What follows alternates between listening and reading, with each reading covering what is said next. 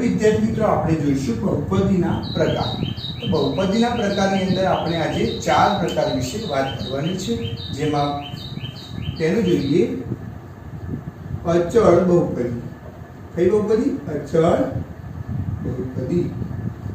તો અચળ બહુપદી કોને કહેવાય? કે જે બહુપદીની અંદર બહુપદીની ઘાત શૂન્ય હોય. કેટલી હોય? બહુપદીની ઘાત શૂન્ય હોય તેવી બહુપદીને અચળ બહુપદી કહે છે. શું યાદ રાખીશું? આપેલ બહુપદીની અંદર આપેલ બહુપદીની ઘાત કેટલી હોય? શૂન્ય હોય એને શું કહેવાય? અચળ બહુપદી. ઉદાહરણ જોઈએ. જેમ કે અહીંયા આપણને એક પદ એક 4x ની 0 પ્લસ 3 એટલે કે 4x ની 0 પ્લસ 3 આપણને એક બહુપદી આપેલી છે. આ બહુપદી કયા ચલમાં છે? તો x ચલમાં છે. બરાબર. હવે આ x ચલમાં છે તો x ની મોટામાં મોટી ઘાત કેટલી છે? તો અહીંયા 0 છે. અને આપેલ બહુપદીની ઘાત કેટલી છે? 0. તો આપેલ બહુપદી કઈ કહેવાય? અચળ બહુપદી. બરાબર. હવે આ રીતે લખેલું હોય તો તમને ખબર પડી જાય કે અહીંયા x ની ઘાત 0 છે. પણ હવે સિમ્પલ અહીંયા 4 જ લખ્યા હોય અને એમ કીધું હોય કે આ બહુપદી અચળ બહુપદી છે, તો હા વિદ્યાર્થી મિત્રો આ બહુપદી અચળ બહુપદી છે. પાછો મનમાં એક પ્રશ્ન થાય કે 4 તો એક સંખ્યા છે, બહુપદી નથી. જોઈએ વિદ્યાર્થી મિત્રો 4 ને આપણે આ રીતે લખી શકીએ 4 ગુણ્યા x ની 0 અથવા આપણે 4 ગુણ્યા y ની 0. કોઈ પણ ચલની અંદર, જેમ કે x ચલની અંદર વાત કરીએ તો આપણે આ રીતે લખીશું, y ચલની અંદર વાત કરીએ છીએ તો આ રીતે. તો આપણને ખબર છે કે x ની 0 ઘાત કરીએ તો શું થાય? કોઈ પણ સંખ્યાની 0 ઘાત કેટલી થાય? 1 થાય. બરાબર. તો અહીંયા તમે 1 મૂકો તો 4 ગુણ્યા એટલે 4 જ થશે. માટે આપણે આ 4 ને આપણે બહુપદીના સ્વરૂપમાં લખી શકીએ. હવે તમે આ પદ જુઓ, આ એક બહુપદી છે. તો હા, હવે આ બહુપદી કયા ચલમાં છે? તો x ચલમાં છે. બરાબર. હવે x ચલમાં છે તો આ બહુપદીની ઘાત કેટલી છે? તો 0 ઘાત છે. અહીંયા શું કીધું છે? આપેલ બહુપદીની ઘાત 0 હોય તો આપેલ બહુપદી અચળ બહુપદી થાય. બરાબર. તો એવી જ રીતે તમે કોઈ પણ વાસ્તવિક સંખ્યા લો, કોઈ પણ વાસ્તવિક સંખ્યા એટલે કે r, આપણે ખબર છે વાસ્તવિક સંખ્યા એટલે કયો છે? r. અને આની અંદર કઈ કઈ સંખ્યાઓ આવે? તો સમય સંખ્યાઓ, અસમય સંખ્યાઓ, બધી સંખ્યાઓ એટલે પ્રાકૃતિક, પૂર્ણ, પૂર્ણાંક બધી સંખ્યાઓ આવશે.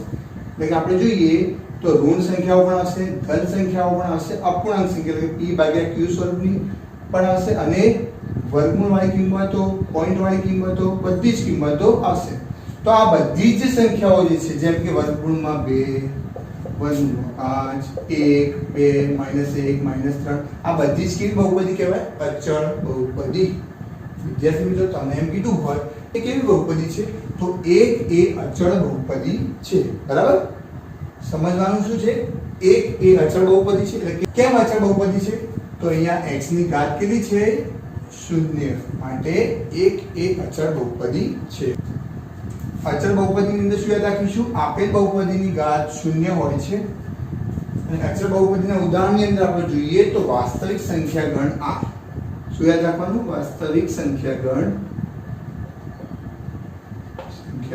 r એ અચળ બહુપદી છે. આની અંદર બધી સંખ્યાઓ આવી જાય. વર્ગમૂળ વાળી કિંમતો, પોઈન્ટ વાળી કિંમતો, પૂર્ણાંક સંખ્યાઓ, પૂર્ણ સંખ્યાઓ, પ્રાકૃતિક સંખ્યાઓ, બધી સંખ્યાઓ વાસ્તવિક સંખ્યાની અંદર આવી જાય. માટે એ બધી સંખ્યાઓ અચળ બહુપદી છે. બરાબર. હવે જોઈએ બીજો પ્રકાર જોઈએ સુરેખ બહુપદી. કઈ બહુપદી? સુરેખ બહુપદી. હવે વિદ્યાર્થી મિત્રો સુરેખ બહુપદી કોને કહેવાય? અહીંયા શું હતું? આપેલ બહુપદીની ઘાત 0 હોય તો એ અચળ બહુપદી. તો અહીંયા શું યાદ રાખવાનું છે? આપેલ બહુપદીની ઘાત 1 હોય. શું હોય? આપેલ બહુપદીની ઘાત 1 હોય એને શું કહેવાય? સુરેખ બહુપદી. ઉદાહરણ જોઈએ આપણે. ઉદાહરણ તરીકે જોઈએ આપણી જોડે બહુપદી છે 2x 3. અહીંયા આપણને એક બહુપદી આપી છે 2x 3. આ બહુપદી કયા ચલની અંદર છે? તો x ચલમાં છે. બરાબર. હવે આ બહુપદીની આપણે ઘાત શોધવી હોય તો x ની મોટામાં મોટી ઘાત એ બહુપદીની ઘાત થશે. તો અહીંયા x ની મોટામાં મોટી ઘાત કેટલી છે? તો 1 જ છે. અહીંયા 1 થાય ને, તો x ની મોટામાં મોટી ઘાત 1 છે, માટે આપેલ બહુપદીની ઘાત કેટલી થઈ? 1. તો આ જે બહુપદી છે એ સુરેખ બહુપદી થાય. બરાબર. બીજું ઉદાહરણ લઈએ, 5x. કયું ઉદાહરણ લીધું? 5x. બરાબર. તો આ એક બહુપદી છે. બરાબર. આ એક બહુપદી છે. આ બહુપદી કયા ચલની અંદર છે? તો x ચલની અંદર છે. અને x ની મોટામાં મોટી ઘાત કેટલી છે? 1. માટે આપેલ બહુપદીની ઘાત કેટલી થાય? 1. અને જે બહુપદીની ઘાત 1 હોય તે બહુપદીને શું કહેવાય? સુરેખ બહુપદી. બરાબર. હવે સમજીએ સુરેખ બહુપદીનું વ્યાપક સ્વરૂપ. એટલે કે વ્યાપક સ્વરૂપ કયું થશે? વ્યાપક સ્વરૂપ બરાબર ax plus b. ax plus b શું છે? ax plus b. હવે a અને b શું છે? અચળ પદ છે. શું છે? અચળ પદ. તો અચળ પદની કિંમત આપણે ક્યાંથી લેવાની છે? તો r માંથી.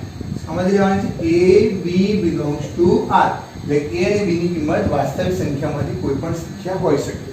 પણ જરૂરી વાત શું યાદ રાખવાની છે કે a જે છે એટલે કે x નો જે સહગુણક છે એ ક્યારે શૂન્ય હોવો જોઈએ નહીં. તો અહીંયા લખીશું a not equal to 0.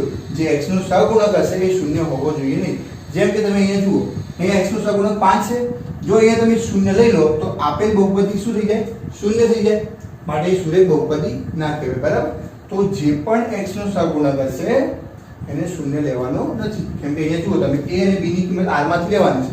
તો r ની અંદર તો 0 પણ આવે ને, તો 0 અહીંયા લેવાના નથી. તો અહીંયા એક આપણે નોંધ કરીને કીધું છે કે a not equal to 0. a બરાબર 0 લેવાના નથી.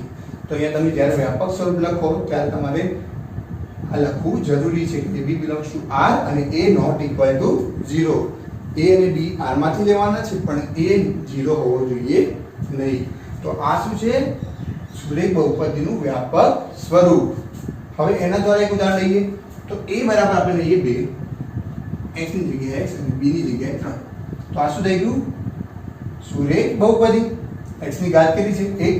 એટલે આપેલ બહુપદીની ઘાત કેટલી છે? 1. માટે આ જે બહુપદી છે એ સુરેખ બહુપદી કહેવાશે. બરાબર. હવે આપણે જોઈએ દ્વિઘાત બહુપદી. કઈ ઘાત? દ્વિઘાત બહુપદી. બરાબર. અહીંયા તમે જુઓ એનું જે બહુપદીનું જે નામ છે એના પરથી આપણને ખબર પડી જવી જોઈએ કે દ્વિઘાત એટલે કે જે બહુપદીની ઘાત 2 હોય. જે બહુપદીની ઘાત 2 હોય તે બહુપદીને શું કહેવાશે? દ્વિઘાત બહુપદી. બરાબર. તો શું લખીશું? જે બહુપદીની ઘાત 2 હોય તેને શું કહેવાશે? દ્વિઘાત બહુપદી. તો હવે આપણે એવું 2 ઘાત વાળી બહુપદીનું ઉદાહરણ લઈશું. બરાબર. તો અહીંયા લખીએ 4x નો વર્ગ પ્લસ 5x પ્લસ 3. બરાબર. તો આપેલ બહુપદીની ઘાત કઈ છે? આપેલ બહુપદીની ઘાત કેટલી થાય? અહીંયા જુઓ પહેલા આપેલ બહુપદી x ચલમાં છે. બરાબર. તો હવે આ x જે છે એમાં મોટા મોટી ઘાત કેટલી છે? તો 2. તો આપેલ બહુપદી એટલે કે 4x નો વર્ગ પ્લસ 5x પ્લસ 3 ની ઘાત કેટલી થાય? 2 થાય. હવે અહીંયા શું કીધું? જે બહુપદીની ઘાત 2 હોય તો એ બહુપદીને શું કહેવાય? દ્વિઘાત બહુપદી. તો અહીંયા જે આ જે બહુપદી આપી છે એની ઘાત કેટલી છે? 2. માટે આપેલ બહુપદીને શું કહેવાશે? દ્વિઘાત બહુપદી. બીજું ઉદાહરણ લઈએ. જેમ કે 2x2. અહીંયા પણ ફક્ત એક જ પદ આપેલું છે 2x2. પણ આ પદની અંદર તમે જુઓ કે x માં બહુપદી છે. બરાબર. x ચલમાં બહુપદી છે. તો અહીંયા x ની મોટા મોટી ઘાત કેટલી છે? x ની મોટા મોટી ઘાત કેટલી છે? તો 2. તો આ જે બહુપદી છે એની ઘાત કેટલી થાય? 2. માટે આપેલ બહુપદી કઈ થશે? દ્વિઘાત બહુપદી. બરાબર. હવે આપણે જોઈએ દ્વિઘાત બહુપદીનું વ્યાપક સ્વરૂપ. તો દ્વિઘાત બહુપદીનું વ્યાપક સ્વરૂપ કયું થશે? ax2 bx c. બરાબર. અહીંયા જે વ્યાપક સ્વરૂપ આપ્યું છે એ x ચલમાં આપેલું છે. તમને એવું પણ કીધું હોય કે y ચલની અંદર દ્વિઘાત બહુપદીનું વ્યાપક સ્વરૂપ લખો. તો અહીંયા x ની જગ્યાએ તમારે શું કરી દેવાનું છે? y કરી દેવાનું છે. બરાબર? હવે સમજીએ. ઉદાહરણ માટે સમજવા માટે લખ્યું છે. તમારે જનરલી વ્યાપક સ્વરૂપ આ લખવાનું છે. અહીંયા ચલ કયો છે? તો x છે. અહીંયા ચલ કયો છે? તો y છે. બરાબર? તો અહીંયા બેના માટે હું લખું છું. ચલ કયા છે? x ચલ છે, નીચેના માટે y ચલ છે. બરાબર? ઉપર જોઈએ તો a b અને c, a b અને c એ શું છે? અચળ. શું છે? અચળ. હવે આ અચળની કિંમત ક્યાંથી લેવાની છે? તો a b c belongs to r. a b અને c r માંથી લેવાના છે.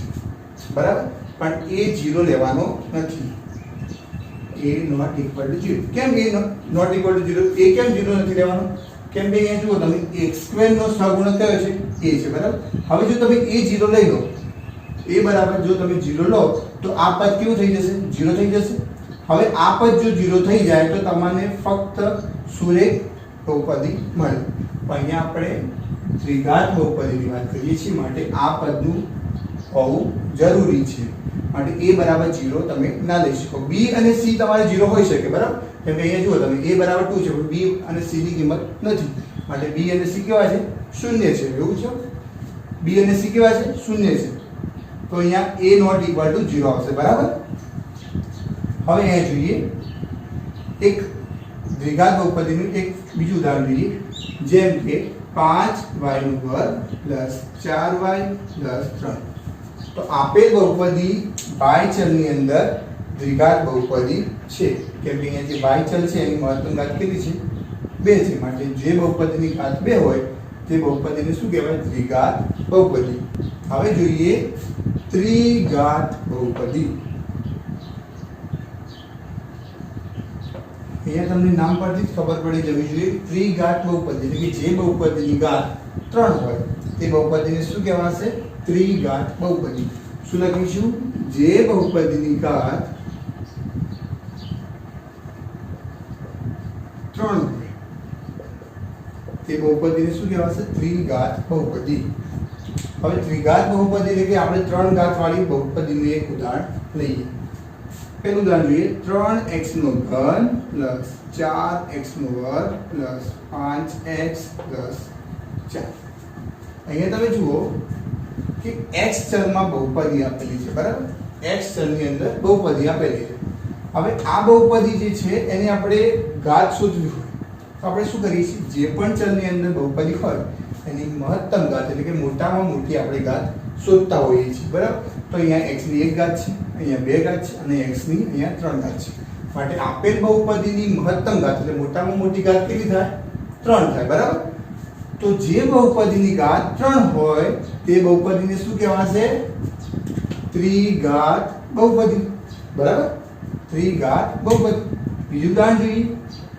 5x નો ઘન + 4x. હવે આપણને અહીંયા બે પદ આપેલા છે. બરાબર? એક પદ છે આ અને એક પદ છે. પણ આ એક બહુપદી છે. બહુપદી કયા ચલમાં છે? તો x ચલમાં છે. ત્રિઘાત બહુપદી છે એ નક્કી કરવા માટે આપણે બહુપદીની ઘાત શોધવી પડે. બરાબર? તો આપેલ બહુપદીની ઘાત કેટલી છે? તો વિદ્યાર્થી મિત્રો કેટલી છે? 3 છે. બરાબર? હવે જે બહુપદીની ઘાત 3 હોય તે બહુપદીને શું કહેવાય? ત્રિઘાત બહુપદી. હવે એક બીજું ઉદાહરણ જોઈએ. -5x નો ઘન + √2x + 3. બરાબર? તો આપેલ બહુપદી x ચલમાં બહુપદી છે. બરાબર? x ચલમાં બહુપદી છે અને x ની મહત્તમ ઘાત કેટલી છે? તો 3 છે. બરાબર? તો આ જે બહુપદી છે એની ઘાત કેટલી થાય? 3. માટે આપેલ બહુપદી એ ત્રિઘાત બહુપદી થાય. હવે જોઈએ ત્રિઘાત બહુપદીનું વ્યાપક સ્વરૂપ. તો વ્યાપક સ્વરૂપ શું થશે? ax નો ઘન + bx નો વર્ગ + cx + d. બરાબર? આ જે બહુપદી આપેલી છે એ x ચલમાં બહુપદી છે. બરાબર? વ્યાપક સ્વરૂપ તમે કોઈ પણ ચલની અંદર લખી શકો. y ચલની અંદર પણ લખી શકો છો, z ચલની અંદર પણ લખી શકો છો, પણ જનરલી આપણે x ચલની અંદર લખતા હોઈએ છીએ. બરાબર? હવે અહીંયા જે x શું છે? એક ચલ છે. બરાબર? અહીંયા લખવાનું છે x એ ચલ. અને જે A B C અને D એ શું છે અચળ. હવે આ અચળ જે છે એની કિંમત ક્યાંથી લેવાની? તો A B C અને D ની કિંમત R માંથી એટલે કે વાસ્તવિક સંખ્યા ગણ R માંથી લેવાની છે. બરાબર? કઈ સંખ્યાઓની અંદરથી લેવાની છે? વાસ્તવિક સંખ્યાઓની અંદરથી. બરાબર? અને જે A હશે એ 0 નહીં હોય. A not equal to 0. વિદ્યાર્થી મિત્રો તમને ખબર છે કે A જો આપણે 0 લઈએ તો આ પદ શૂન્ય થઈ જાય. બરાબર? હવે જો આ પદ શૂન્ય થઈ જાય એટલે કે x ના ઘન વાળું પદ જો શૂન્ય થઈ જાય તો આપણને દ્વિઘાત બહુપદી મળે. બરાબર? પણ આપણે અહીંયા દ્વિઘાત બહુપદી શોધી એટલે કે બહુપદીની ઘાત કેટલી હોવી જોઈએ? 3 હોવી જોઈએ. માટે આ પદ હોવું જરૂરી છે. બરાબર? માટે A નોટ ઇક્વલ ટુ 0. અહીંયા A B C D એટલે BCD જે છે B C અને D એની કિંમત તમે 0 લઈ શકો પણ A ની કિંમત તમે 0 લઈ શકો નહીં. બરાબર? તો A નોટ ઇક્વલ ટુ 0 આવશે.